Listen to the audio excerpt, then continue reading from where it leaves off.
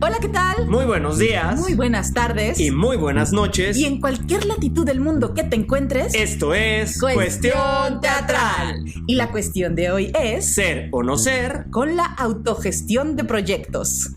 Yo soy María Balam. Y yo soy Javier Villanova. Y acompáñenos a desentrañar este misterio que más que misterio es una realidad y una necesidad de los artistas, porque la autogestión de proyectos nos da mucha libertad creativa. Y para poder empezar hay que entender qué es la gestión como tal, más allá de la autogestión. ¿Qué es la gestión de proyectos teatrales, María? Pues vamos a entender que la gestión, por el nombre como bien lo indica, es la creación de un proyecto, pero no solo la creación de un proyecto, también es la administración de ese proyecto, el paso al paso, el cómo se va a llevar a cabo y cómo se administra ese proyecto de creación artística. Hablando específicamente del teatro, pues tenemos tres principales formas de gestionar los proyectos, que son la pública, la privada y la autogestión. Y vamos a explicar un poquito de qué trata cada una para que podamos entender cuál es el panorama, cuáles son los diferentes tipos de gestión, de qué se tratan, cuáles son sus pros, cuáles son sus contras, cómo se aplica esto en el terreno de la realidad y finalmente para entrar en materia de la autogestión y de qué se necesita para gestionar tus propios proyectos, entendiendo el mercado laboral, entendiendo la situación política, entendiendo las situaciones sociales y también artísticas de cada uno de nosotros. Los contextos y además sobre todo pensar en los recursos financieros, porque muchas veces sí tenemos algo que queremos decir, sí hay un discurso, sí hay un elenco, hay un equipo, hay gente con la que ya has trabajado o con la que quieres trabajar, pero ¿cuántas veces no pasa que empezamos los ensayos o tenemos el texto o ya tenemos los derechos y no se ha hecho una planeación, una ruta crítica a detalle de cuándo se va a ensayar, las semanas, en dónde, en qué teatro se va a estrenar, con qué dinero, cómo se va a recuperar ese dinero, para qué público, si se van a dar descuentos, si no, a cuántas temporadas necesitaría esta obra para que sea negocio, si es que se quiere ser negocio, si es gratuito los boletos, si se va a hacer en una institución pública abierta, en un parque, al aire libre, en privado. Todas esas consideraciones que cuando nosotros tenemos que hacer una carpeta, nos las piden sobre todo a las instituciones para saber que nosotros, al menos nosotros, tenemos claro como equipo, como elenco, pero sobre todo como productora, qué va a suceder con este producto artístico, porque es un producto artístico y si no se concibe de esa manera, muchas veces zozobramos o fracasamos o estamos desesperados tratando de convocar público o se nos cayó el teatro o se nos fue el actor porque vio que no había, muchas veces se va la gente de los proyectos porque dice no hay seriedad. No hay claridad, no hay una gestión adecuada o el dinero se gastó todo en quién sabe qué cosa de la escenografía, pero ya no hay para los actores. Entonces dicen, no, es que no se sabe usar, no hay una adecuada gestión de los recursos humanos, del capital humano, de los recursos financieros, del capital literalmente del dinero y de los recursos intelectuales, lo que se llama la propiedad intelectual. Pero ¿cuáles son los tipos de gestión que nos comentabas? ¿Dijiste privada? Pública, privada y autogestión. Exacto. ¿Y cuál es la privada? Bueno, la gestión privada es esa gestión que tiene mecenazgos o patrocinios, gente que quiere poner su dinero al servicio del arte, pero que también quiere tener un recurso económico de vuelta, es decir, es un negocio. El recurso privado, pues en muchos sentidos es lo que la mayoría de los artistas quisiéramos, que alguien llegara y te diga, oye, yo soy productor, yo te pongo el dinero para que hagas la sugar mommy o el sugar daddy del arte. Sugar daddy del arte, sí, los mecenas contemporáneos y pues es algo que es un sueño guajiro, creo que de todos los artistas, de que alguien conozca tu obra, la valore y te diga, oh, yo te pongo el dinero, yo te pongo los recursos económicos, yo te pongo los recursos materiales, yo te hago la publicidad, yo te ayudo a armar toda la estructura que está detrás con el sustento y el apoyo económico y también de marcas, ¿no? Muchas veces queremos que las marcas se sumen a nuestras obras de teatro para que aporten en especie o en dinero. Que muchas veces solo conseguimos el cóctel para el estreno, ¿no? Así de, porque sí, hay marcas que pues si eres un teatrera, una agrupación teatral reconocida o que ya tiene una larga trayectoria, ya puedes negociar que si con la cerveza artesanal, que si con el mezcal orgánico. Con Coca-Cola, con Boeing. Bueno, con Coca-Cola o con Boeing. Sí, bueno, Boeing y Coca-Cola muchos años. Ahora ya no tanto, apoyando. Pero ellos imprimían los programas de mano. Lo que pasa es que ahora ya todo es digital, pero te imprimían los programas de mano, estas grandes marcas, y te decían, sí, te doy 1,000 programas o 2,000 programas o 500 programas, y iba su logo, iba su marca. Y era una manera de los teatristas de ahorrar en la impresión de los programas, o a veces te ponían en el cóctel, si te ponían cerveza artesanal o vino o cualquier cosa. Y si conseguías que Domecq o alguna marca de vinos, nadie nos pagó, no estamos nombrando estas marcas. Ojalá. Sí, no. Ojalá el podcast algún día tenga son nuestros referentes más inmediatos y para que todo el mundo lo entienda, ¿no? Pero te ponían una copita de vino, te ponían el mezcal o te ponían... Y todavía pasa que a veces logras que te manden 2 botellas para el estreno o 2 botellas para la... Pero eso no es de lo que realmente estamos hablando. Lo que uno quisiera, lo que dice María, es que sucediera como sucedía en el Renacimiento, ¿no? Que la familia Medici autorizó, patrocinó, financió, pagó. Y no solo eso, expuso a los artistas, les dio un escaparate a Rafael, a Leonardo, a Miguel Ángel, a Botticelli. Y también controló la producción, porque mucho de lo que tú ves hoy en Florencia, en la Galería Uffizi, es todo lo que sí, todos los artistas que sí tenían estaban ese apoyo. Legitimados. Había una legitimación de esos mecenas.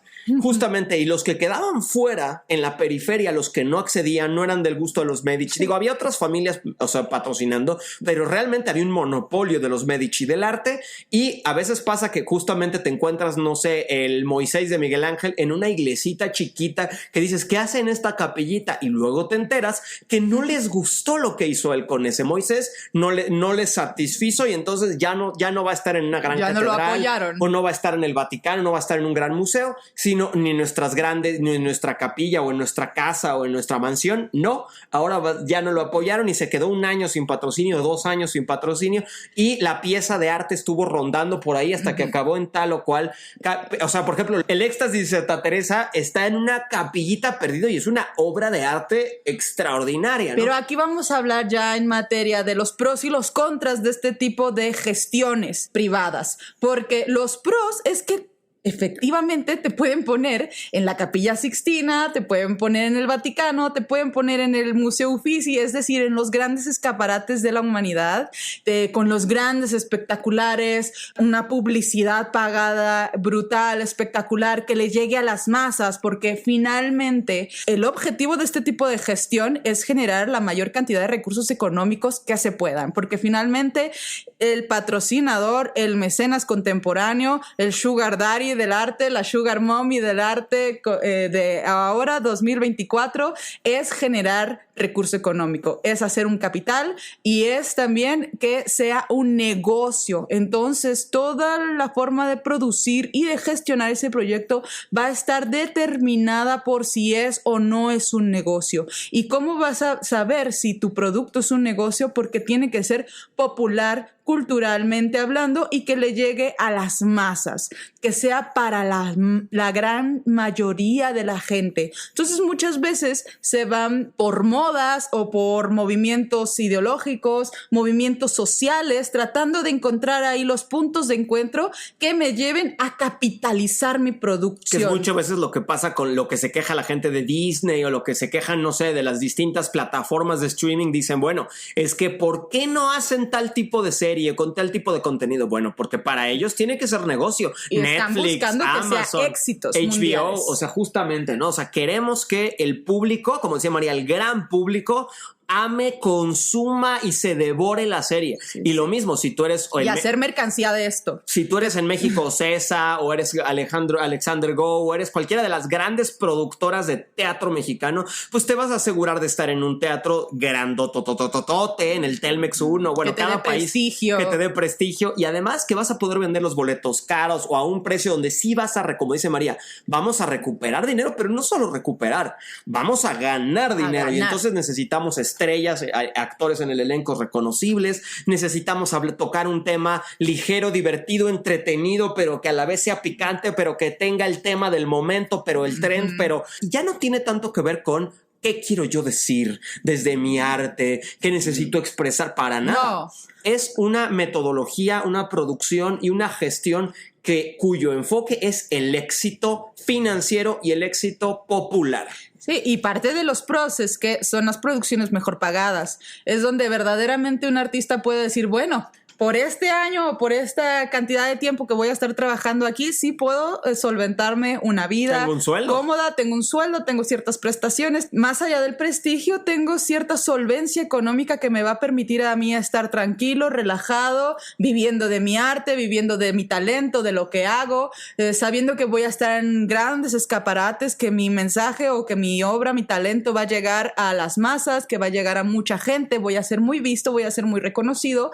Pero por el otro lado, digamos que entre los contras es que si tú no te alineas con esas formas de producción, si tú estás muy claro en lo que quieres decir artísticamente y no estás dispuesto a hacer una negociación, lo más seguro es que no entres dentro de este modelo de producción, como pasó mucho ahora que Javier lo explicaba con la familia Medici en el Renacimiento, que mucha de tu obra no sea tan vista, tan popular, tan conocida, tan reconocida, porque simplemente va a estar en la periferia de las grandes producciones, y en la periferia se maneja más el mundo independiente, que ese es más azaroso, del que vamos a hablar un poco más adelante, porque tiene que ver con otros valores de producción. Y además justamente lo que luego el dilema en el que nos vemos los artistas es que uno no quiere ser, como luego se denomina, un mercenario del teatro, del arte. ¿Qué queremos decir? Un mercenario es un asesino a sueldo. Entonces suena espantoso, pero literalmente lo que estás asesinando es tu libertad creativa.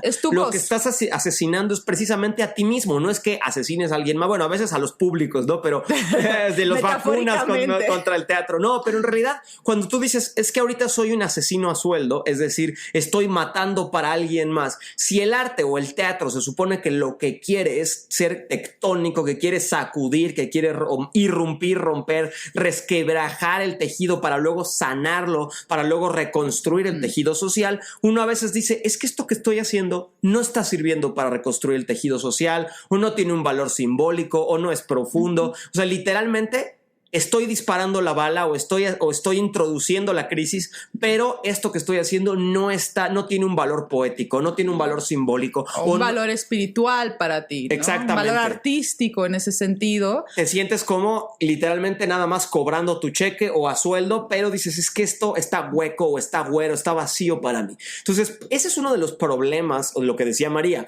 Si tú realmente lo que te importa es ser un artista que tenga una poética personal, que pueda expresar lo que lleva en el corazón, lo que ha desarrollado su búsqueda, efectivamente va a ser muy complejo, muy difícil que encuentres un patrocinador o un mecenas que esté dispuesto a darte su dinero para tu producción si uno, no va a hacer negocio, y dos, no va a poder ingerir en la poética o en el discurso porque claro, el que paga manda, y si el productor te va a dar el dinero, claro que va a querer ingerir, claro que va a querer meter sus ideas, claro que te va a decir esto no, esto en este teatro no de esta manera, no con este elenco, y ahí en esas negociaciones generalmente gana la persona que está poniendo el mayor riesgo, y no estoy hablando de riesgo estético, sino de riesgo financiero, el capital. Entonces, en ese sentido, esto es lo que pasa con las producciones privadas. En Nueva York la gente pasa muchísimo que los grandes empresarios son los que pagan todo el off-Broadway. Ya no estamos hablando de Broadway, que es toda una industria que evidentemente ya tiene todos unos mega millones de intereses de dólares, pero en off-Broadway y off-Broadway sí hay, literal, ahí sí hay muchos patrons of the arts, muchos mecenas que están pagando las pequeñas y medianas producciones y sí quieren que sea un negocio, pero ahí ellos dicen, este año queremos hablar de esto o nos importa esto. Y literalmente los artistas todo el tiempo, porque allá no hay tanto recurso público, no hay tanta beca, no hay como en los países latinoamericanos, especialmente México, que vivimos en una panacea de estímulos fiscales y de públicos. Allá literal sí tiene que ser negocio, sí o sí. Entonces, como tiene que ser negocio, los artistas se la viven tratando de agradar a esos patrons of the arts, esos millonarios que muchas veces son gente de 60, 70, 80 años que han amasado una fortuna y que a lo mejor tienen visiones muy conservadoras del teatro, muy conservadoras de la vida o del arte y que no necesariamente se alinean con lo que estos jóvenes teatristas quieren contar, pero al final, como ellos pagan, estamos viendo en el teatro de Off-Broadway, o sea, las producciones, digamos, independientes, entre comillas, estamos viendo lo que alguien de hace, que ya tiene 80 años o 70 años,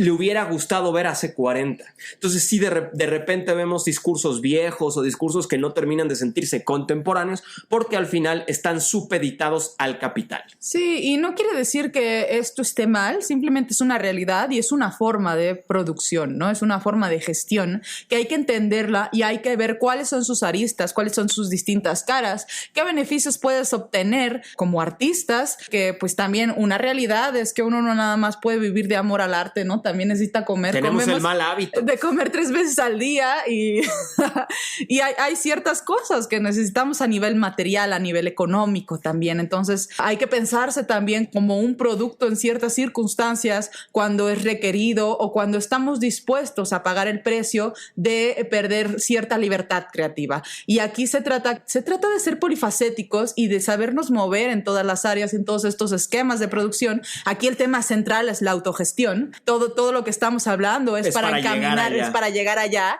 y para entender qué es la autogestión y cómo puede ser libre desde la autogestión, pero todas las gestiones son válidas y estamos en ese camino tratando de equilibrar todos los aspectos de la balanza, porque todos son importantes. Y ahora vamos a hablar de la gestión pública. La gestión pública es todas estas gestiones que se hacen a través de instituciones gubernamentales que trabajan con los recursos del erario público, es decir, de nuestros impuestos. Son todas estas becas, apoyos, subsidios, programas de instituciones de gobierno que están creadas para fomentar el crecimiento de la cultura y las artes en cada país. Aquí en México tenemos muchos programas y todos estos programas que lanzan las convocatorias para que tú llenes un formulario, presentes un proyecto y estás compitiendo con otros artistas para obtener este recurso, este tipo de gestión, pues lo que nos da muchas veces es el reconocimiento público, el reconocimiento cultural, avalado por una institución que dice este proyecto vale la pena, la calidad de estos artistas es buena, los fundamentos, las búsquedas, la estética que están manejando, el proyecto es bueno. Y además que se alinea a una búsqueda de país o a una búsqueda de gobierno o si toca los temas que nosotros ahora queremos afirmar como gobernantes o afirmar como partido político en turno, porque recordemos que Shakespeare, que Marlowe, que Ibsen, que Molière, que todos los dramaturgos de la historia del teatro, dramaturgas que tú conoces, en realidad los conoces porque estaban con la reina, porque estaban con el rey, porque estaban en Grecia con el arconte epónimo, es decir que estaban de alguna manera compitiendo alineados por el favor del rey o de la reina, alineados al gobierno, al arjés. Sí, alineados a su ideología, alineados a su campaña política, a sus promesas de gobierno, a lo que van a hacer, a lo que quieren instaurar a través del arte, a través de la cultura, a través del teatro. Y generalmente este tipo de proyectos, de gestiones, van caminando de manera paralela con todos los movimientos sociales y políticos que estén ocurriendo en ese momento, en ese país. Y es parte como de una especie de certificación. Yo siempre lo pienso como unas estrellas Michelin que ahora están tan de moda. Sí, porque ahorita en México, y yo no sé en otros países, pero usualmente uno piensa que la estrella Michelin tiene que ver con calidad, pero como una cosa gourmet. Uno se imagina como unos restaurantes, pues sí, ¿no? Como decir, es garantía. De una garantía y además como de un cierto costo elevado, como de una mega cena en un lugar súper, ulala, qué elegancia la de Francia. Y de pronto no es así. La estrella Michelin solamente es buen producto, o sea, que tiene lo que ellos certifican es que tenga buenos proveedores, que la comida que están utilizando sea buena, que esté limpio el lugar y que sea un lugar de tradición de muchos años, que sea recomendable. Es como la guía aquí en México de Marco Beteta, estas como guías gastronómicas. Pero justamente eso es la certificación que te da tener un apoyo institucional, gubernamental, te da cierta validez para que el público sepa, pero no solo el público. Que hay buena manufactura. otros creadores sepan que tú ya tienes esa estrellita Michelin, esa garantía, y aunque te la ganes en 2010, en 2008, 2020, hace 10 años, hace 5, hace 2, ya se queda en tu currículum, y en México pasa mucho, no sé, en otros países, que la gente le pone un asterisco a su nombre, ya te vuelves, ya no eres Paquita Pérez, ya eres Paquita Asterisco, y ya Paquita Asterisco sabemos que algún premio se ganó, Premio Nacional de Dramaturgia o de Dirección, o que se ganó una beca de jóvenes creadores para el desarrollo a la tal o al cual, que se ganó una beca como actor o actriz, y eso ya nos dice que en algún momento de su carrera artística, de su trayectoria, compitió con todos sus pares y salió triunfante como lo hacían los dramaturgos en las tetralogías griegas, y eso ya nos deja que su nombre está inscrito en los anales de la historia, pero también es un sello de garantía, que eso últimamente pues no sabemos realmente qué tanto sea así o no, porque hay varios factores. Sí, porque termina siendo subjetivo, como todos los premios y como todo en esta vida, que tiene que ver con qué está pasando en ese momento histórico social, quiénes son los jurados, cuál es su gusto estético de estos jurados. No determina nunca ni la calidad de los artistas que postulan, ni que precisamente esos sean los mejores proyectos los que se presentaron, ¿no? Exacto, simplemente responde a un montón de circunstancias. Finalmente es un poco subjetivo, pero para los artistas es bueno tener este reconocimiento, es bueno tener este prestigio y este certificado, digamos, de la calidad de la manufactura de tu creación artística, porque ayuda tanto como para colocarte dentro de un sistema y para validarlo ante el público, para que el público también sepa que lo que va a ver está contando con una garantía, que tiene un sello, un certificado, ¿no? Que no es cualquier cosa, sino que ya está avalado. El problema luego también con este tipo de modelo es que si tú solamente vives para las becas o vives para los apoyos, pues es un albur, porque este año puedes aplicar y si no quedas, ya no se hace el proyecto, o el problema es que luego modificamos el proyecto, o sea, para que encaje dentro de los ideales. Así que dice la convocatoria, ¿de cuál tema tiene que ser? ¿Qué quiere tal? ¿Qué están buscando? ¿Qué están buscando los jurados este año? ¿Qué premiaron el año pasado? O voy a tomar el taller de no sé quién para que me diga cómo ganarme la convocatoria. Y se vuelve tan mezquino en el peor sentido, porque vas quitándole a tu proyecto su esencia o a tu necesidad de hablar y ya solamente estás persiguiendo. Hay gente que se le llama como los cazabecas, y es de, es que tiene una, luego la conecta con la otra, luego lo conecta con la otra, y luego la otra, y luego la otra, y sí, ese modelo puede funcionarle a algunos, pero si nada más vives para asegurar el siguiente estímulo fiscal, la siguiente beca, vas a estar siempre determinado por lo que las políticas públicas estén buscando o porque te favorezca el gremio o porque te favorezcan los jurados, y siempre estarás en una especie de jaula de oro, lo que le llaman la jaula de oro del gobierno, que es precisamente que no puedas autodeterminar tu creación porque siempre tengas que hacer una carpeta, estar pendiente de las fechas de salida de la convocatoria, de las fechas de cierre, y lo que ha pasado con el EFIARTES, que es un estímulo que tenemos en México para la creación, es que no solo eso. Una vez que ya pasaste el infierno. Es otro tema muy complejo, pero vamos a usar este escaparate para desahogarnos. Pasas el infierno tremendo porque te piden justo una ruta crítica de ensayos, cartas firmadas por todos los creadores que te digan. Un cronograma preciso. Y que sus tiempos, porque casi siempre uno está en 5 proyectos de FIARTES. O sea, el actor está compitiendo, pero está en otra obra, y el mismo el director, la directora, el escenógrafo. Entonces, bocetos de todo. Que todos se pongan a trabajar. Que los tiempos presupuestos. Justo, que no se entrelacen, que todo esté bien. Bueno, te piden, es una carpeta como de 100 cuartillas, más o menos, o sea, con todas las cartas y justificación de dirección y de todo, para que finalmente, una vez que pases ese filtro, que ganes esa convocatoria, resulta que ahora tienes que conseguir una empresa, porque pues, cuyo ISR, o sea, cuyos impuestos excedan, el 10% de sus impuestos exceda los 2 millones de pesos que pediste, o el 1.5 millones de pesos que pediste para el proyecto. Entonces el problema es que si tú como artista no conoces empresas cuyos impuestos, el 10% sean 1,5 millones, 2 millones de pesos, es decir, tienen que ser mega empresas que facturen un montón de dinero y que si las conocieras y fueran tus cuates, no estarías haciendo arte, probablemente estarías en otros lares. O estarías en la gestión privada. Exactamente. Incursionando en la gestión privada y no tratando de ganarte un apoyo público. Y muchas veces pues se pierde, te dice el gobierno, híjole, qué mala onda, yo te aprobé tu proyecto, pero tú no conseguiste a la empresa, ¿no? Que refactura esa cantidad de ISR, de impuestos, y entonces pues no te vamos a dar, o sea, no vas a recibir ese dinero para el que tanto trabajaste. Entonces ya se vuelve una especie de sistema viciado donde realmente es muy difícil no solo conseguir ese estímulo fiscal, ganar ese concurso nacional, sino después conseguir la empresa. Y realmente yo veo a los artistas y a los creadores mexicanos agotados, extenuados, entre cada año y molestos en una carrera eterna porque ya viene el cierre de Fiartes, porque están sudando, porque 1,000 llamadas, 1,000 cartas, para que luego muy pocos de esos productos o esos proyectos lleguen a la luz porque sí consiguieron empresa.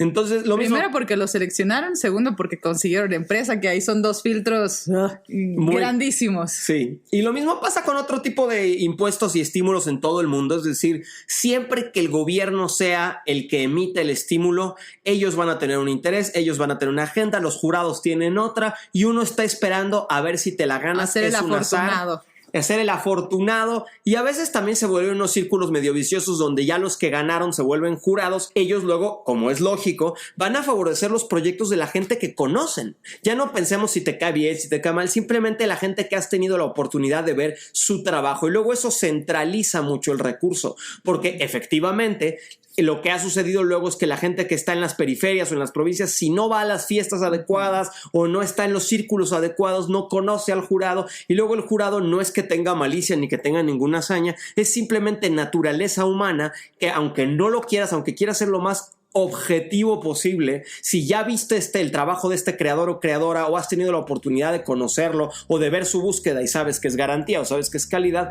probablemente eso interfiera en tu habilidad para mantenerte neutro o neutra como jurado, y eso luego hace que aunque no se quiera, solo se favorezca a un mismo círculo concéntrico que va favoreciendo, que va salpicando aquí y allá, pero también hay muchísima gente que se queda fuera de poder apelar a estas gestiones públicas.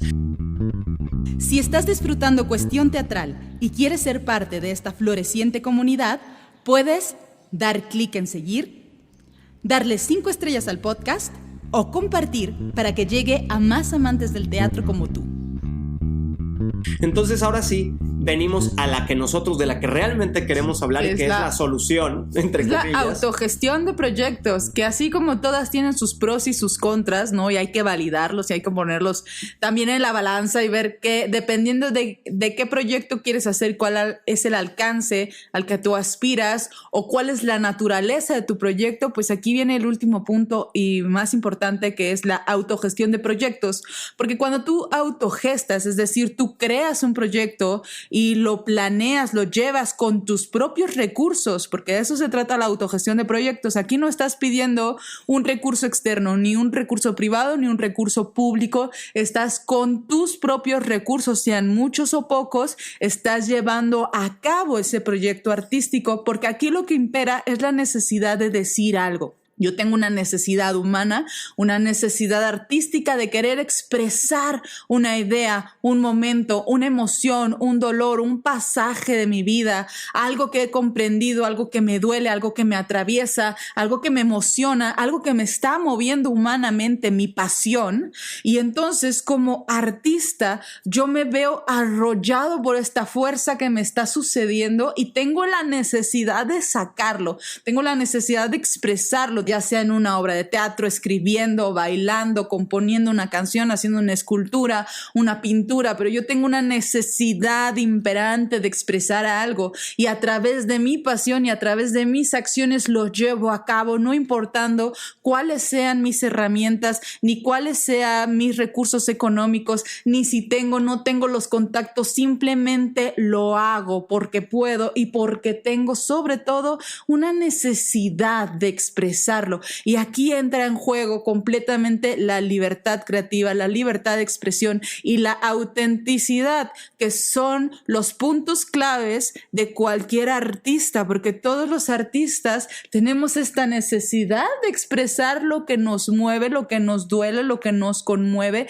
desde nuestro punto de vista, desde nuestra perspectiva, desde nuestra autenticidad, sin filtros, sin retoques, de la manera más honesta. Y estas obras generalmente son las que trascienden tiempo y espacio porque llegan al territorio de lo universal, al ser honestas, al ser auténticas, al estar conectadas con el corazón, con tu pulso cardíaco. Y esto es lo que necesito, no importando todo lo que tenga atrás. Pero entrar en este territorio también es entrar en el territorio de lo salvaje y de lo no conocido. Es entrar a un bosque con una linterna sin saber cómo vas a salir de ahí, sabiendo que solo te tienes a ti y a lo mejor un equipo, si eres afortunado. Y ahí es donde hay que tener también una planeación muy bien hecha y muy clara, y además ser prístino con todo el equipo, y además no aprovecharse del tiempo de la gente, no abusar, ser ser muy honesto en decir,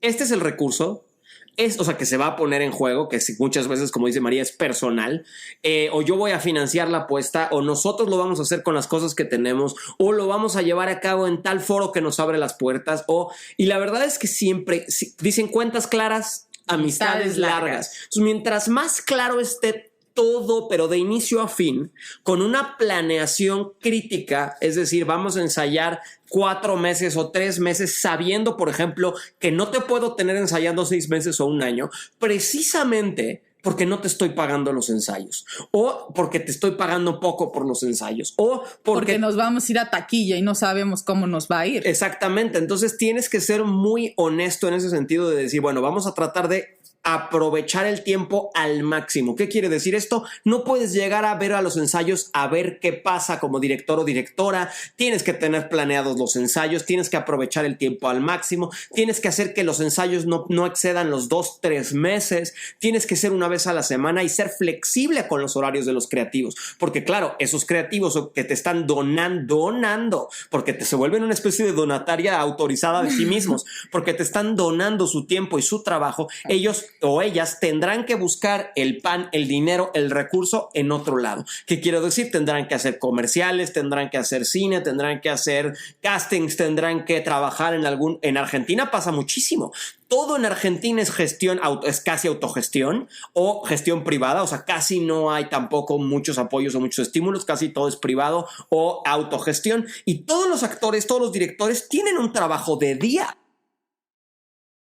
y ensayan en la noche, y las funciones son de madrugada. Casi que en Argentina hay mucho teatro de 9 de la noche, de 10 de la noche, de 12 de la noche, de 1 de la madrugada. ¿Por qué? Porque todos los artistas trabajan de 9 a 8 y ya después ensayan o ya después se presentan. Entonces, si tú ya sabes que estás trabajando con gente que tiene que tener múltiples trabajos para poder sustentar ese arte autogestivo, tienes que respetar eso. Si les dan llamado de una película, de una serie, tienes que decir, perfecto, ve a donde te están pagando. Y luego tienes que ser flexible, tienes que adaptarte, y además tienes que sí preguntarle u horizontalizar el trabajo de la manera lo que más posible, porque ahí sí tienes que abrirte a qué quieres decir tú también, qué queremos decir todos con artísticas y estéticas, para que entonces sí no solo sea yo los llamo, yo los convoco porque yo quiero decir esto, sino todos queremos decir esto, a todos nos interesa, y se vuelva un trabajo colectivo y pasional. Y además sí tienes que pensar en el dinero. Sí tienes que pensar en la captación de recursos, de ver si tú puedes conseguir dinero de aquí, de allá, y efectivamente, para que sea autogestivo, pues que en la mayor medida que no estés esperando ni la beca, ni el recurso, ni el mecenas, pero sí, pues si ya vas a hacer una fiesta, si vas a hacer una rifas, colaboración con alguien. Ajá, colaboraciones, intercambios en especie, si tú vas a poner el dinero, o ciertamente qué espacio te abre las puertas que permita que tú no tengas que pagar un 40%, o sea, los teatros, ¿no? Muchas veces uno dice, híjole, es que si es autogestión y además le tengo que pagar el 40% del ingreso o el 30% del ingreso al teatro, y además le tengo que pagar el 10% al dramaturgo o dramaturga, y además tengo que pagar de taquilla a los actores o actrices, y tenemos que dar descuentos para que la gente llegue después de una temporada, y además pagarle a un publirelacionista o alguien para que empiece a llegar la gente. Al final pues repartes el recurso y no quedaron ni 3 pesos, que ese es el gran problema de la autogestión,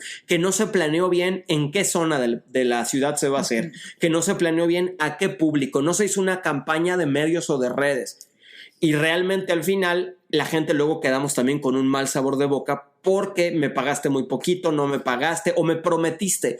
Aguas con las promesas, porque prometemos muchísimas cosas. Esto va a ser increíble, vamos a ganar mucho dinero, nos va a ir increíble, y muchas veces, aunque sea de buen corazón, dicen que el infierno está pavimentado de buenas intenciones, pero hay que tratar de ser muy realistas con la autogestión para no llevarnos estos chascos o estas decepciones, ¿no? Y es que hay que tomarse la autogestión como algo muy serio, como tu propia empresa. Si trabajar para una empresa es un asunto serio, porque hay involucrados muchas cosas, sobre todo recursos económicos, cuando tú estás autogestando un proyecto, que tú lo estás creando de cero, tú te conviertes en tu empresa, tú te conviertes en esa empresa que tiene ciertos ideales, ciertos valores, objetivos, y que tiene también que tener, como bien dice Javier, una carpeta con cronogramas, como si fuera, o sea, lo mismo que tú haces para meter un proyecto a una gestión pública o privada, lo tendrías que hacer en tu gestión, en tu autogestión. Es decir, crear un dossier donde se vea el mundo estético, la propuesta de dirección, los cronogramas, cómo lo vamos a hacer, cuál es el objetivo, cuál es el discurso, cuál es nuestra línea estética, qué es lo que queremos decir y cómo lo vamos a lograr. Va a ser en un espacio, vamos a buscar espacios teatrales, recintos teatrales, o vamos a hacerlo por nuestro lado, que también puede ser en la calle, puede ser dirigido a comunidades, puede ser en casas, en departamentos, puede ser el espacio que tú decidas, pero hay que planearlo, hay que diseñarlo, porque tú eres el creador de este universo que estás gestando, que estás gestionando, que estás administrando, que estás tratando de llevar a cabo. Entonces tienes que tener una claridad enorme. Si bien es un trabajo titánico, también es profundamente recompensado y reconfortante, porque tú estás haciendo lo que te dicta tu corazón, tú estás haciendo lo que tú deseas expresar como artista, pero también hay que tener muy consciente todo lo que eso implica, sobre todo si vas a trabajar con otras personas, porque si nada más lo vas a hacer tú como una especie de unipersonal, donde tú escribes el texto, tú te diriges, tú lo produces, tú lo montas, bueno, pues ahí nada más estás hablando de que la gestión te engloba a ti como ser humano, y siempre hay cosas que trabajar dentro de uno consigo mismo. Pero si estás involucrando a otras personas que están queriendo ser parte de ese universo de creación que tú estás comandando, pues también hay que tenerles un lugar a esas personas, a esas mentes, a esos corazones, a esas creatividades, y ver cómo vamos a hacer que este barco vaya y salga de las tormentas, porque nos vamos a enfrentar a cosas que no conocemos. Sobre todo, para esto va dirigido a las personas que están queriendo incursionar por primera vez en un proyecto autogestivo. Lo primero que tienes que saber es que la vas a cagar, o sea, va a haber errores, vas a aprender, se te va a inundar el barco, se te va a voltear de repente, o sea, va a llegar una ola que no esperabas y te van a voltear, ¿no? Entonces hay que estar preparados internamente con mucha valentía, porque se requiere muchísima valentía para hacer un proyecto autogestado y saber que te vas a enfrentar con muchos retos, tal vez hasta más que si tú tuvieras un apoyo público-privado, porque estás solo, sola, o tienes un equipo que van remando contra corriente, porque los artistas en muchos sentidos somos disruptores de sistemas, somos gente que, aunque tengamos trabajos paralelos, que muchas veces lo hacemos. Yo he tenido muchos trabajos paralelos a mi profesión, he sido mesera, he trabajado en agencia de viajes, he hecho muchas cosas, con tal de decir, esta es mi pasión, yo soy actriz, yo quiero hacer arte, pero también necesito sobrevivir en este sistema, entonces me busco un trabajo paralelo que me dé un sustento económico, pero yo tengo clara mi pasión, yo tengo clara mi visión y el por qué lo estoy haciendo, porque si bien, aunque tengamos trabajos paralelos, todos los artistas somos disruptores de la sociedad, no nos gusta el sistema, queremos romper ese sistema porque queremos dar nuevas fórmulas, nuevos caminos, nuevas formas de entender la vida, y de eso también se trata el arte, para salir de esta visión unilateral en la que muchas veces el sistema y los tipos de trabajos que existen en torno a ese sistema nos hacen meternos en una caja, y al querer romper esos esquemas, decir nuestra verdad, dar nuestro lado más auténtico, pues te vas a enfrentar con muchas adversidades, y hay que ser completamente consciente de esto. El trabajo de autogestar tu proyecto es un trabajo de valientes y es un trabajo de pocos, y es un trabajo que también conlleva muchos riesgos, pero muchas satisfacciones. Para mí, en este momento de mi vida, creo que es el camino que a mí más me ha satisfecho como ser humano, pero es un camino muy reconfortante porque me estoy descubriendo y autodescubriendo todo el tiempo en el camino, con mis propias reglas, creando los mundos no solamente en lo artístico, porque trasciende eso, sino me lleva a un territorio de lo humano, que es lo que yo quiero crear con mi vida y cómo lo estoy creando. Y ahí es donde creo que es muy importante, sin romantizarlo, porque sí lo hacemos todo el tiempo los artistas, decimos, bueno, es que yo estoy dispuesto a comer mal o a mal comer o a realmente... No se trata de eso. Justamente, pero... lo que digo es que no, pero sí lo hacemos. Sí decimos, no importa, con tal de hacer mi arte, con tal de poder hacer esta obra, con tal de que pueda Paso el sombrero, no hay pedo. Paso la gorra, exactamente. Y creo que eso aguanta unos años. Hay unos años donde uno puede decir, no hay pedo, yo soy como decían, un soldado del teatro, un samurái de kamikaze del teatro. Un centinela. Sí, te cuentas estas historias muy románticas, pero conforme pasan los años, sí tienes que profesionalizar esa autogestión para no sucumbir en el intento, ¿no? Y aquí un poco de lo que se trata es de darles algunas ideas, algunas opciones de cómo pueden hacer esto para que sean ustedes los dueños de sus mecanismos de producción. Si tú tienes la granja, y tú tienes el granero, y tú tienes las semillas, y tú tienes a los animales, y además tienes un canal de distribución, es muy probable que no seas solamente el campesino que siembra en la tierra de alguien más, que además cuando llegan y pasan en la carretera vende sus jitomates, y que llega primero una persona y hoy vendí, hoy no vendí, hoy nadie pasó, o ya se me contaminaron, o llegó Walmart o llegó una especie de mega empresa y me compró todo por 10 centavos. ¿Qué pasa cuando tú no eres dueño de los mecanismos de producción y de distribución? Vas a acabar diciendo, lo hago por amor al arte. Te vas a acabar contando esto para no sufrir que realmente estás pasando penurias y precariedades. Entonces, ¿qué se recomienda? Bueno, hay gente que abre teatros. Es decir, hay gente que dice, no, vamos a profesionalizarnos, y lo hemos visto sobre todo ocurre mucho en provincia, en muchos estados de la República, en México, que te vas a los estados, por ejemplo, en Chihuahua, en Tlaxcala, en Puebla, y ves que la gente, entre varios teatreros o entre algunos, hacen una sociedad, le piden dinero a los papás o piden prestado al banco o tienen unos ahorritos de su trabajo y deciden invertir en un local comercial, lo pintan, le piden apoyo a Comex o le piden apoyo a alguna marca patrocinadora para ponerlo en su teatro. ¿Y qué hacen? Ellos ya controlan ya tienen un lugar siempre para presentar sus obras, ya no tienen que pagar ese 40%, incluso programan a otros teatreros, otras compañías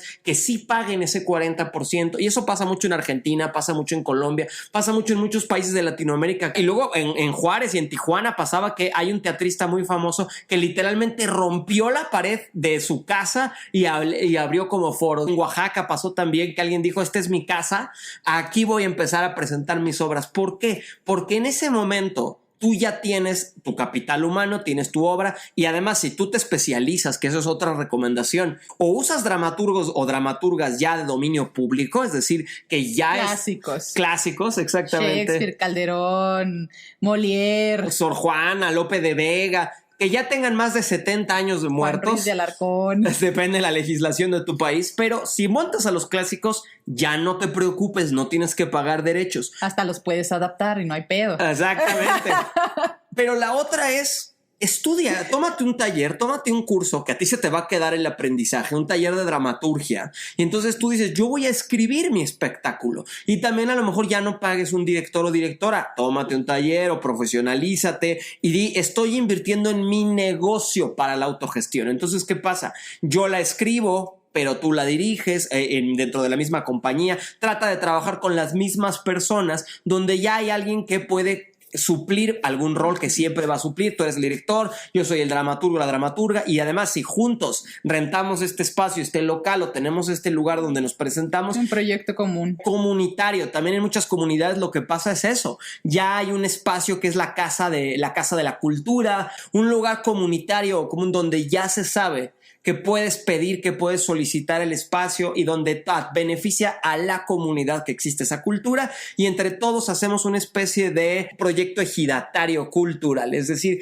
entre todos ponemos para que se haga la obra y a todos nos beneficia. Esa es otra manera en la que se puede hacer. Ahora, ¿cómo se puede también hacer el proyecto de manera que funcione? Puedes hacer entre todo el equipo, el elenco, los actores, todo mundo lo vamos a financiar, o sea, todos somos coproductores, que eso pasa mucho cuando uno empieza a hacer teatro. Todos ponemos vestuario, todos ponemos dinero, todos, y luego todos tenemos que cobrar de manera transparente y prístina, dividiendo los recursos. Así como entró, así salió entre todos los que estamos, ¿no? Entonces, bueno, eso es otra forma también en la que puedes hacerlo, pero insisto, lo más importante es controlar el lugar. Y si ya tienes, antes tenías que tener contactos en prensa por todos lados y era muy difícil que un periódico institucional como el Reforma o en México, ¿no? El Universal, el Heraldo de México, Televisa, TV Azteca o Canal 11 te hicieran un reportaje. Pero ahora tenemos las redes sociales, que es un gran instrumento. Tú puedes poner una pauta, puedes hacer un comercial, lo haces a tu manera con tus recursos, si tienes un aro de luz, si no, en tu granja, en tu casa, tú lo puedes hacer con los recursos que tengas, lo pautas, le pones una cantidad de dinero según lo que tú tengas y ese mensaje va a llegar a gente. Exactamente, tú puedes pautar y dices, quiero que le llegue a gente de 18 a 40 años o 18 a 30, o sea, es decir... O cerca de mi comunidad. O estudiantes o gente que trabaja en zapatos porque la obra va de la industria de la zapatería o sea, es decir, ya puedes tú por tema, por zona, o además seguro conoces por los 6 grados de separación algún microinfluencer, medio influencer, o sea, si tú no eres viral, seguramente tienes a alguien que es el amigo de la amiga que te puede grabar una mención, que te puede decir vayan a ver esto, o lo puedes invitar al estreno de padrino, de madrina y decirle, oye, échame la mano, y de alguna manera ya está mucho más democratizada los canales de difusión y de distribución. Entonces ya no hay la excusa de decir, híjole, es que ¿cómo voy a conseguir un reportaje si nadie me conoce? Y la otra es que tú tengas el control de la temporada, de cuántas funciones vas a dar, porque muchas veces trabajas mucho, inviertes mucho, ensayas mucho y te dan 4 funciones, 8 funciones, 12 funciones y con eso no sale. O sea, con 12 funciones de una obra que tú pagaste, que tú pusiste el dinero, es muy difícil recuperar, si no es que imposible. ¿Qué necesitas tú? Controlar la duración de la temporada. ¿Cómo puedes controlar la duración de la temporada para que incluso si el día que elegiste, los martes, nadie está viniendo, los jueves, entonces ¿qué tal nos vamos a los jueves o nos vamos a los sábados? Y un teatro no te va a permitir así de cambiarte nada más de día porque tú quieres hasta que termine tu primera temporada, y si no les está redituando el teatro, probablemente no te den una segunda temporada, no te la extiendan. Entonces ahí muchas temporadas se acaban cuando estaban empezando a funcionar. Queremos escucharte. Déjanos tu opinión al finalizar el programa o participa en la encuesta. Es muy sencillo y tus ideas son valiosas semillas para ampliar el tema y planear futuros episodios. A mí me gustaría que nos contaras sobre tu proyecto que tuviste hace unos años de teatro en departamentos, cómo lo viviste, porque este fue un proyecto completamente autogestivo que dio muchos frutos y que te permitió mucha libertad creativa. Y entonces a mí me gustaría que la gente que nos esté escuchando también conozca esta historia, también conozca esta forma en la que tú incursionaste en este proyecto de autogestión, cómo lo llevaste a cabo y cuáles fueron los beneficios que eso te dio.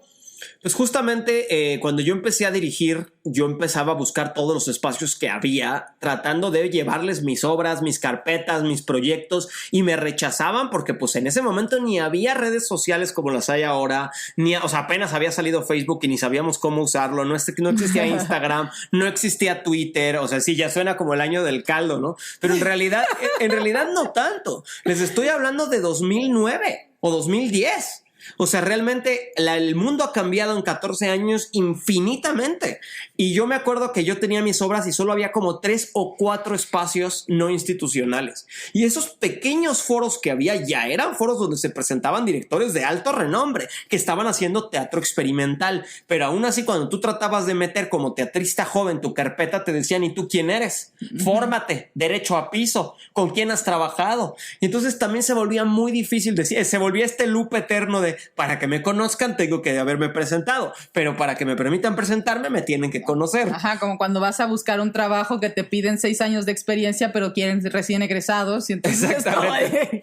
¿Cómo les explico que necesito obtener el trabajo porque necesito la experiencia que no tengo, justamente, pero que necesito para tener el trabajo? Y mi respuesta a eso fue, ok, si ninguno de los teatros que hay ahorita me abre las puertas, yo voy a convertirme en el teatro. ¿Cómo? Pues en un departamento, en el departamento donde donde ensayamos esta obra. ¿Y qué vamos a hacer? Pues comprar unas sillas plegables y las ponemos ahí. Y la gente, pues yo al principio empecé con que me trajeran chelas, literalmente cobraba con cervezas al principio, o lo que guste cooperar pasaba la gorra, pero muy rápido empezamos a decir, oye, no, es que hay gente que no traía más que una cerveza, o gente que te cooperaba 10 pesos o 20 pesos. Y que no era equivalente el intercambio. Justamente, pero la verdad es que la gente venía, estaban fascinados de ir a la sala de un departamento a ver una obra de una hora y media profesional, que se había ensayado 4 meses, que se había ensayado incluso con actores y actrices que también los podías ver en teatros profesionales. Es decir, me imagino que era otra experiencia distinta. Era una experiencia, ¿no?, completamente distinta, porque te salías del recinto, te salías del teatro con sus reglas, con sus normas, tocabas la puerta de una casa o el timbre, llegabas a la casa de un desconocido, te recibían en ficción los personajes. Entonces realmente, y le llamábamos movimiento teatro íntimo para departamentos, porque se volvió un movimiento, ¿no?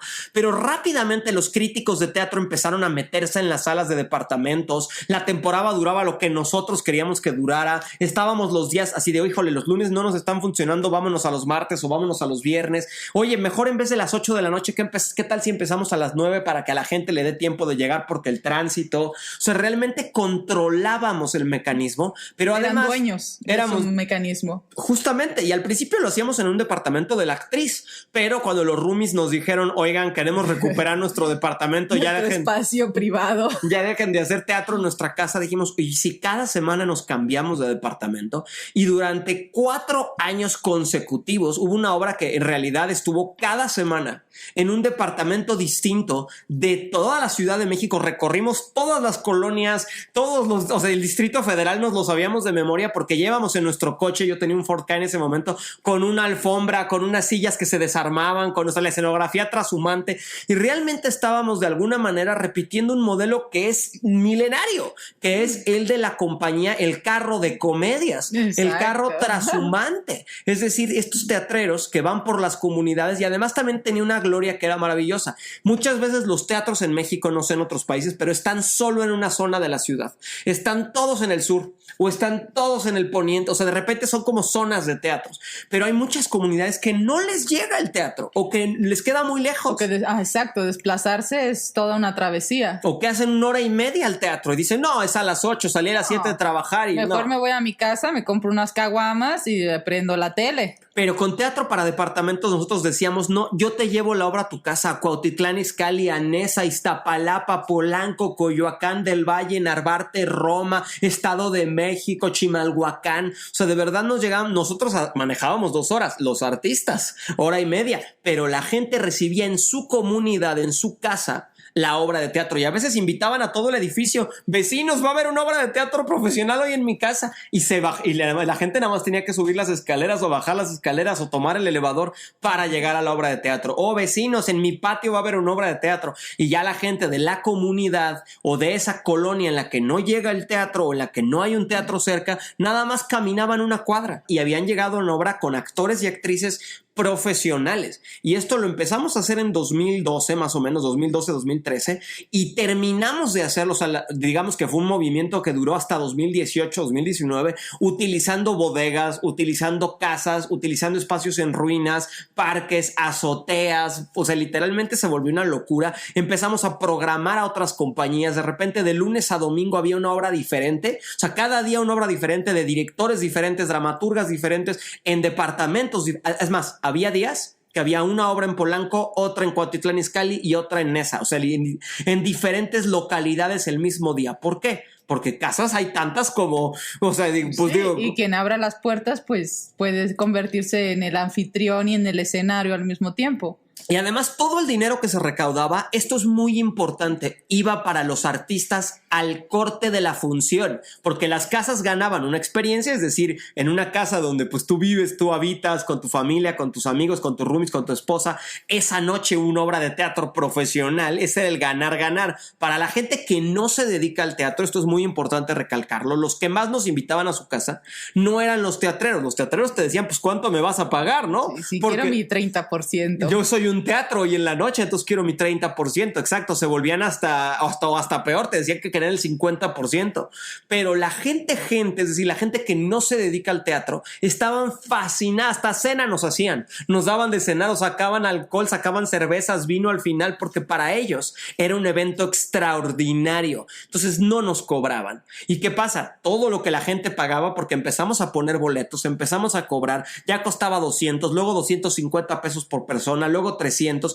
y ya la gente pagaba, se hizo de renombre, las televisoras se metieron a los departamentos, los periódicos se metieron a los departamentos, se hizo de fama, luego ya nada más se llamaba Movimiento Íntimo, hicimos música clásica en departamentos, teatro en departamentos, danza en departamentos, de repente teníamos cuartetos de cuerdas en departamentos, jazz en depas, o sea, fue una locura y todo eso se logró. Y además los artistas ganaban 2,000 pesos en una noche, 3,000 al corte. ¿Por qué? Porque si tú multiplicas 250 pesos por 20 personas o 40 personas, haz las matemáticas, luego divídelo entre 2 actores y un director o 2 actrices y un director, y realmente era redituable, porque además el actor o la actriz no se tenía que esperar a que acabe la temporada para cobrar. Literalmente entraba el dinero, lo agarrábamos la caja donde habíamos cobrado y es de, pues miren, de hoy entraron 25 personas por 250 pesos, dividido entre 3, director, dramaturgo, actor y actriz, porque ahí sí era muy importante que fueran elencos chiquitos, porque era en un departamento, porque sí, pues también... Las condiciones del espacio también hay que tomarlas en cuenta. Si no ibas a meter un elenco de 8 personas, ¿no? Y además para la hora de repartir el dinero, pues justamente, además no necesitabas escenografía, la escenografía era el departamento, realista, era un departamento literal, no tenías que ni llevar nada más que a lo mejor una alfombra o a lo mejor una maleta o algún elemento que era de la obra. Justamente llevábamos un elemento y ya. Y con eso ya dotabas con la actuación, como dice Peter Brook. Peter Brook lo hizo en África. Con agarró, una alfombra. Sí, una alfombra la puso y dijo, esto es Dinamarca. Nos salimos de la alfombra, ya no es Dinamarca. Y se fue por todas las comunidades africanas. Entonces... Es que esa es la magia del teatro. Lo bello del teatro, que todo es convención. O sea, no es como el cine o las series donde se necesitan las cosas tal cuales son. Aquí es una convención y tú puedes usar una alfombra, puedes usar un paraguas, puedes usar lo que sea y das una convención, una serie de símbolos, de signos para el espectador y todos entramos en ese juego porque estamos jugando y sabemos que pues es una ficción y todos somos parte del juego, todos somos parte de la fiesta. Si tú invitas a alguien a la casa, pues claro que todos, o sea, soy el anfitrión y entonces yo invito a mi gente, invito a mis amigos, invito a mis conocidos para que todos tengamos el mismo encuentro, la misma experiencia. Fíjate que yo sí había escuchado de este movimiento antes de conocerte, ¿no? Y fue muy sonado, o sea, sí hizo mucho revuelo y fue muy revolucionario en su momento y yo sí escuchaba muchas cosas muy buenas de este tipo de movimientos justamente por eso, porque era disruptor, porque era algo distinto, porque era meterse en una casa, era algo íntimo y una experiencia extra cotidiana.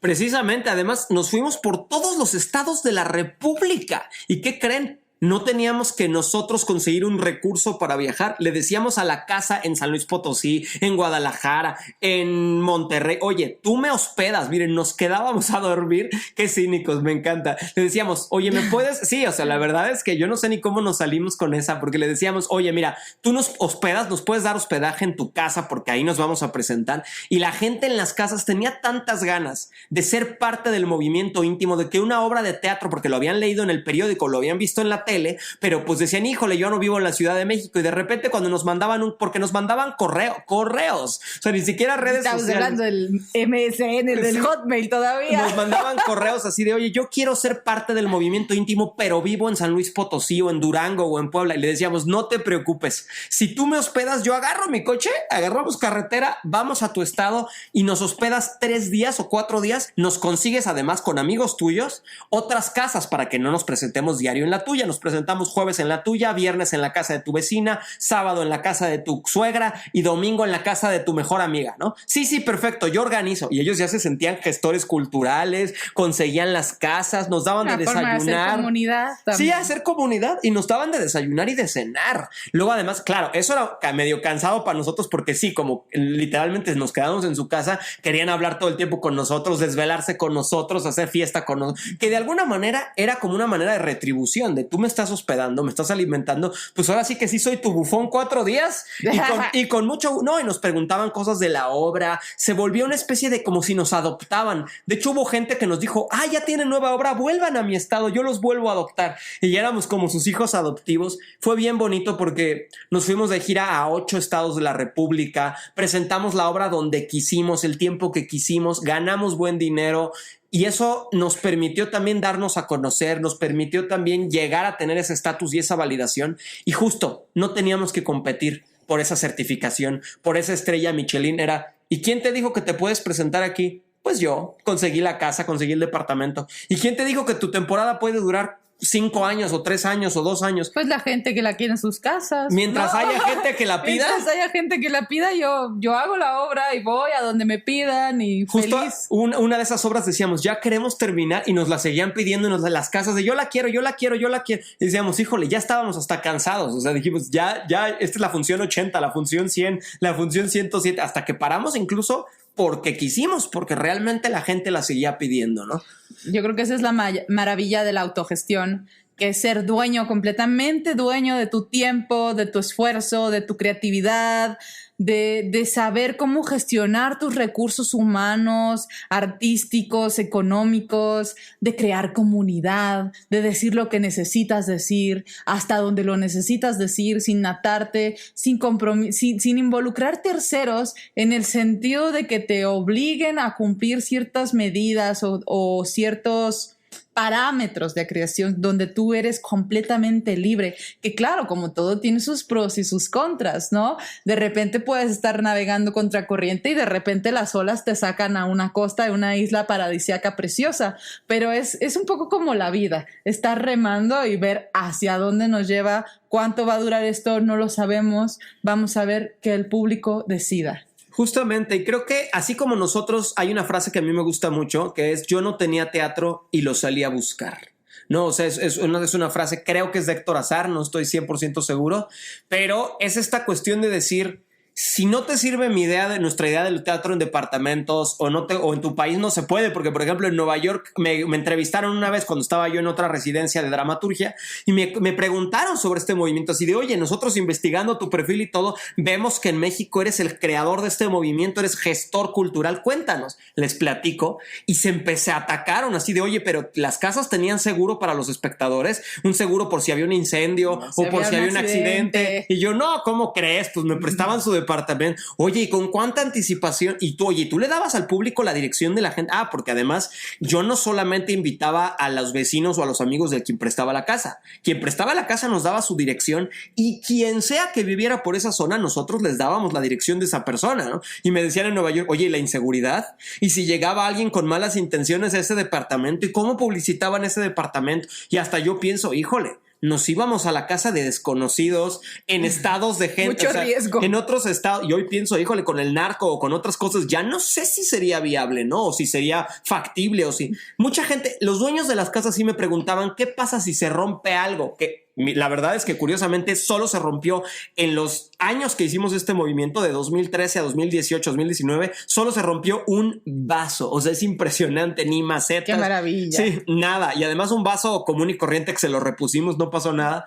Pero sí me decían en Nueva York, no, aquí tendrías que darle un seguro por todas sus pertenencias, seguro antirrobo, tendrías que tener un seguro, digo, también se iban al otro extremo, pero me decían, es que aquí nadie lo permitiría porque tendrías que asegurar un montón de cosas a los espectadores, emitir el boleto, es decir, no necesariamente... Hay otras implicaciones. En todos lados puedes hacerlo, ¿no? Pero creo que sí te puedes decir cuál es el mecanismo que funciona en mi comunidad, que funciona para mis necesidades. Si a lo mejor hago solo un unipersonal, tomo el taller, yo la escribo la obra, yo la dirijo, yo me presento, yo pago la garantía, o me presento en restaurantes, o tengo un local, o sea, ¿qué puedes tú inventar?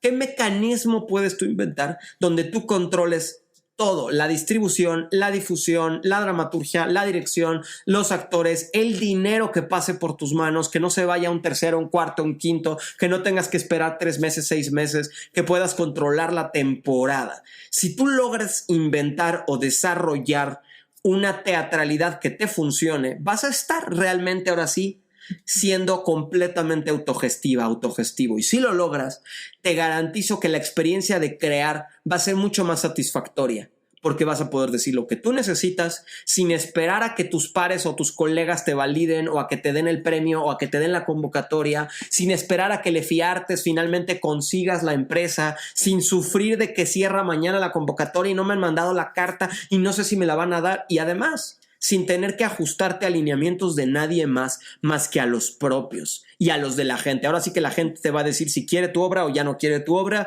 y ahora sí que vas a volver a ser lo que siempre debimos ser y hemos sido los teatreros, como María dice, agentes disruptores que recorren los caminos y van abriéndose camino, como dicen, al andar se hace camino.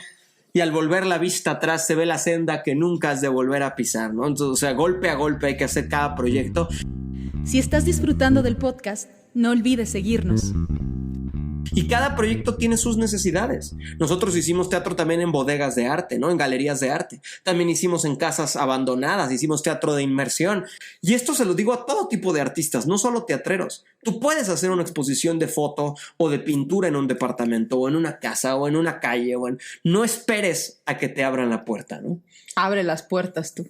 Rompe paredes. Rompe los muros si es necesario. Abre las ventanas. Haz lo que tengas que hacer para darte un lugar, para darte un camino, para andar tu propio camino. Y es que de esto se trata. Y esta es la maravilla de la autogestión. Darte cuenta de que tú eres autónomo, que tú eres libre, que tú puedes hacer y crear y recrearte las veces que sea necesario, sin necesidad de rendirle cuentas a nadie, que no sea tu propio corazón, de decir, bueno, ¿y ahora qué queremos hacer? ¿Y ahora qué nuevos horizontes queremos conquistar? ¿Vamos a ir por este camino o lo bifurcamos o vamos para allá, para acá? Esa libertad que nadie te da. O si quieres hacer carnaval, si quieres hacer... O sea, ¿con qué sueñas? Sí, ¿de qué tiene ganas tu espíritu en este momento de manifestarse? ¿Cómo se quiere manifestar? Y a mí algo que siempre me gustó desde que empecé a estudiar teatro era la capacidad de generar teatralidad en cualquier lugar. Yo siempre he querido hacer teatro de calle y no sé por qué todavía no se ha logrado.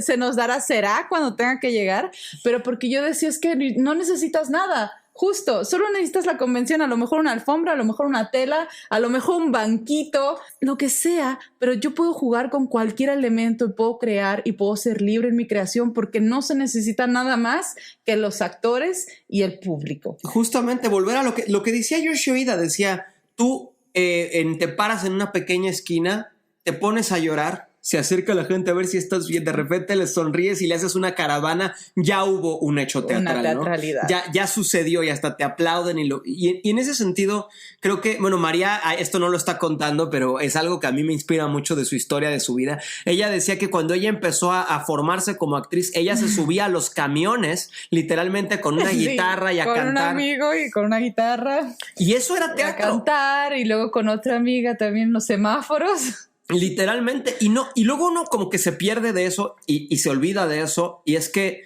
tú eres el lienzo. tú eres el pincel. Tú te puedes presentar en cualquier ciudad del mundo. A veces uno se le olvida que si haces una obra con tu pareja, o sea, tú montas una obra tú y tu pareja, se van de vacaciones y literalmente puedes llegar a cualquier teatro y decir venimos de gira internacional, o sea, aunque estés de vacaciones, o presentarte en el hotel, o presentarte en la playa, o presentarte en la calle. Es decir, ustedes son la obra.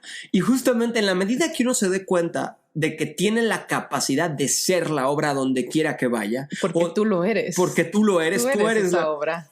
En ese momento vas a liberarte, te vas a convertir realmente en tu propia empresa y piénsate así, como tu empresa. Hay una película que ya seguro la conocen mucho que se llama Noviembre, que es preciosa. Ay, literalmente. A mí me gustaba mucho. Es que a veces se nos olvidan esas grandes... Noviembre, un grupo rico de actores desesperados. Y que además él decía, es que yo quiero cambiar este puto mundo. Y yo creo que los teatristas lo que no se nos puede olvidar es por qué empezamos a hacer teatro. Es esa pulsión inicial. Y por qué estábamos dispuestos a hacerlo de cualquier forma. Siempre planéalo, si haz tu carpeta, si piensa en tu teatro, profesionalízalo, pero que no se te olvide que tú eres la materia de la que están hechos los sueños. Tú eres ese sueño ambulante. Esa chispa creadora, que no se te olvide ese impulso que sentiste la primera vez que estuviste en un escenario y por qué querías hacer teatro. Y puedes porque vender todos alcohol. Queremos cambiar el mundo. Todos los teatreros lo hemos pensado en algún momento. Sí. Y en algún momento se nos caen esas ilusiones. ¿Qué tal si haces una cena con teatro, con brownies, vendes galletas? Es que hay muchas maneras de monetizar, de innovar. ¿Qué tal si invitas a un DJ, haces una fiesta con DJ y teatro fiesta? O sea, porque menos es más y lo que importa aquí es el encuentro humano. Como esta obra en Argentina que es de una boda y que ha tenido un éxito espectacular. Lleva años y años. Y tú vas a una boda, ¿no? Y bailas. Una boda y el venao. Bueno, no sé si bailan el venao, pero bailan todas las canciones de boda, parten el pastel. Alguna milonga seguramente. Alguna milonga. No, pero hacen la serpiente, hacen la víbora de la mar, hacen toda la fiesta, solo que los novios, pues evidentemente son actores, hay familia, pero la gente participa, la gente echa rollo. Es decir, ¿cuántas maneras hay de que tu poética sea vista? Si te cierran una puerta, sé como Dios y abre 10 ventanas. O sea, ¿qué pasa si haces teatro abriendo la ventana? Bueno, hubo gente que hizo teatro en México en un trolebús. Literal. ¡Ay, qué maravilla! Había unos trolebuses abandonados en el parque que estaban abandonados por años. Bueno, fueron y los pidieron a la delegación. Fue toda una revolución. Y se llamaba el trolebús escénico y la gente se sentaba en el trolebús literalmente y veía una obra de teatro en ese trolebús que estaba abandonado y que nadie utilizaba. Era como una decoración del parque hasta que luego los quitó la delegación. Pero finalmente es de qué muchas maneras puedo yo llegar más allá de las fronteras. Bueno, y ahora hay gente que dice, bueno, haz un podcast. Nosotros, oye, no tenemos una empresa atrás, no tenemos a nadie atrás. Nosotros dijimos, somos nuestra empresa Ábside, que es nuestra compañía, hacemos este podcast y aquí estamos.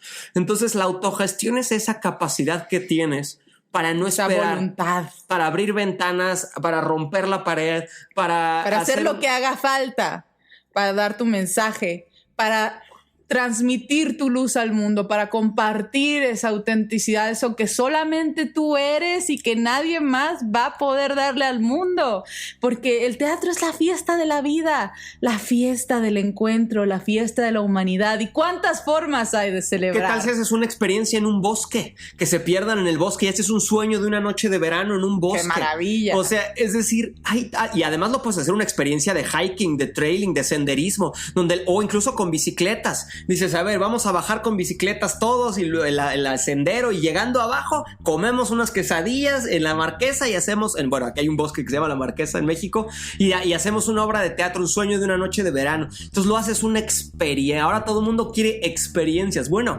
construye tu experiencia. No hay límites. Nosotros en el Movimiento Íntimo teníamos una frase que era vive la experiencia. Entonces haz de tu obra de teatro una experiencia y te garantizo que tendrás públicos. No público, muchos públicos. Diséñala para ese público, para la gente que le gusta el senderismo, para la gente que en un cementerio monta un Macbeth o un Hamlet en un cementerio y pide el permiso en un cementerio de un pueblo. ¿Cuántas maneras hay de atraer al público a vivir algo completamente innovador, completamente nuevo, que no tengan que sentarse en una butaca?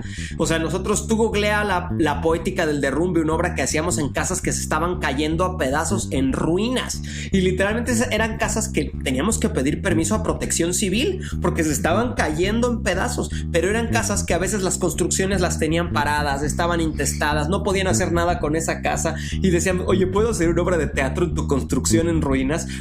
Y pues te la prestaban, nadie se la esperaba y era muy divertido, el público estaba feliz de estar en una casa abandonada en ruinas, ya era poético en sí mismo. ¿Cuántas formas hay de aprovechar el espacio, de aprovechar la realidad para construir una poética? Entonces nosotros en este capítulo lo que queremos hacer es volver a prenderte la chispa para que no te cierres a me tienen que dar la beca, tengo que conseguir un patrocinador. Apoyos. Es que estoy solo. No, eres ilimitado. Tus capacidades son infinitas y las formas de innovar también lo son. Solamente necesitas mantener viva esa pasión y esa necesidad de comunicar tu mensaje.